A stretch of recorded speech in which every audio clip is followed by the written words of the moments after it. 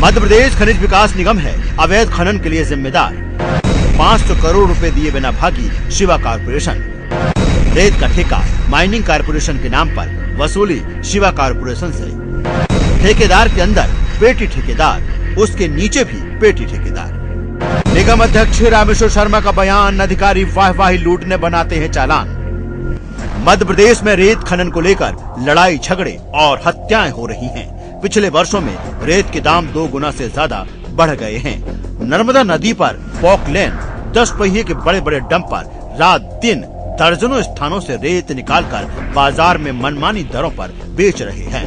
वहीं हजारों ट्रक रेत का अवैध स्टॉक कर रहे हैं। जिला प्रशासन देखकर भी अनदेखी कर रहा था। प्राप्त जानकारी के अनुसार प्रदेश के रेत खनन के बड़े ठेके मध्य प्रदेश सरकार ने खनिज विकास निगम को दिए हैं। खनिज विकास निगम ने ये ठेके सब कॉन्ट्रैक्टर को दे दिए। प्रदेश के सभी कलेक्टरों और खनिज अधिकारियों को शासन से प्राप्त सूचना के अनुसार रेत खनन माइनिंग कॉर्पोरेशन कर रही है। चूँकि कॉर्पोरेशन अर्ध शासकीय संस्थान है, इसके प्रबंधक भी मुख्यमंत्री के सचिव हैं। अतः सभी खनिज अधिकारी और कलेक्टर अवैध रूप से हो रहे खनन को लेकर चुप रहते हैं, जिसके कारण खनिज विकास निगम का पेटी कॉन्ट्रैक्टर को अवैध खनन का अघोषित लाइसेंस मिल जाता है। हाल ही में टीकमगढ़ जिले में अवैध माइनिंग को लेकर पेटी कॉन्ट्रैक्टर का पेटी कॉन्ट्रैक्टर से झगड़ा हुआ।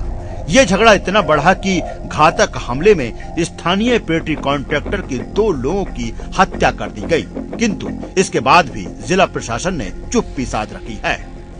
शिवा कॉर्पोरेशन पिछले 2 वर्षों से बुधनी, नसरुल्लागंज, होशंगाबाद से लाखों ट्रक रेत का अवैध उत्खनन कर रहा था। इसको लेकर प्रदेश की राजनीति भी काफी गर्म रही। खनिज अधिकारी गिरीश शर्मा ने जब शिवा कॉर्पोरेशन पर सख्ती की तो रातों रात उनका ट्रांसफर छतरपुर कर दिया गया। राजनीतिक दबाव के बाद खनिज विभाग और अनुविभागीय अधिकारी की जांच के बाद लगभग 500 करोड़ की रॉयल्टी का जुर्माना किया गया था, जिसका प्रकरण एसडीएम कार्यालय में चल रहा है। इसी बीच शिवा कॉर्पोरेशन भी अपना लाव लश्कर लेकर गायब हो गई है। वहीं एसडीएम मनोज सरयाम का तबादला भी कर दिया गया है। बहरहाल मध्य प्रदेश खनिज विकास निगम के नाम पर रेत खनन के सभी बड़े ठेके हैं। जो ठेके निगम के पास हैं, उन्हीं में बड़ी मात्रा में अवैध खनन हुआ है, किंतु किसी भी कलेक्टर अथवा खनिज अधिकारी ने खनिज विकास निगम पर कोई प्रकरण नहीं बनाया है। मध्य प्रदेश में खनिज विकास निगम के प्रबंध संचालक, जो कि खनिज सचिव के पद पर भी थे, उन्हीं के इशारे पर प्रदेश में हजारों करोड़ों रुपयों की लूट हुई है।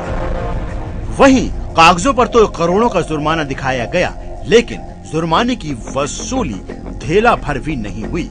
विगत माहों में अवैध रेत खनन को लेकर कई स्थानों पर रॉयल्टी, चोरी पर रॉयल्टी और जुर्माने के रूप में करोड़ों रुपए की वसूली के समाचार प्रशासन ने जोर शोर से प्रकाशित कराए, किंतु जो जानकारी मिली है उसमें जिन लोगों के ऊपर जुर्माने किए गए हैं, उनके नाम पर ठेके ही नहीं है। सारे मामले एसडीएम कोर्ट में वसूली के लिए भेज दिए गए।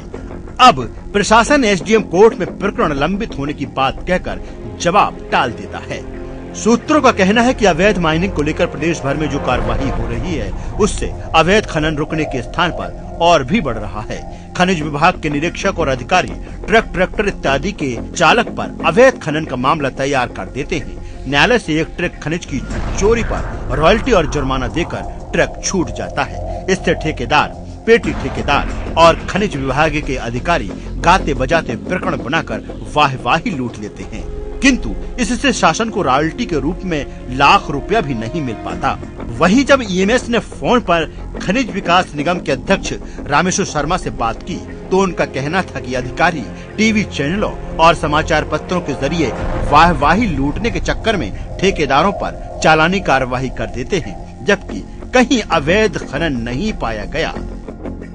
अरे सुनो यार, माइनिंग में क्या हो गया है, एक तो टीवी का फोकस हो गया माइनिंग, तो हर अधिकारी को लगता है कि माइनिंग का एक ट्राली में पकड़ लूं और उसको पेपर में छपवा लूं, मैंने बहुत बड़ा कांड कर लिया।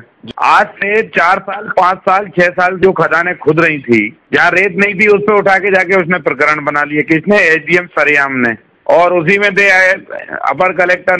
यहाँ आप समझ सकते हैं कि रामेश्वर शर्मा का ये गैर जिम्मेदाराना बयान उन ईमानदार छवि वाले अधिकारियों और कर्मचारियों को निश्चित तौर पर विचलित करेगा, जो इस अवैध उत्खनन के खिलाफ मुहिम छेड़े हुए हैं। आईपीएस नरेंद्र कुमार की हत्या और सीहोर के खनिज अधिकारी गिरीश शर्मा और एसडीएम मनोज सरयाम का तबादला रामेश्वर शर्मा जैसे लोगों की सोच के कारण ही हुआ है। जब निगम का अध्यक्ष ऐसे बयान दे रहा है तो फिर प्रदेश में अवैध खनिज उत्खनन कैसे रुकेगा? Bureau report, AMS TV news, Bhopal.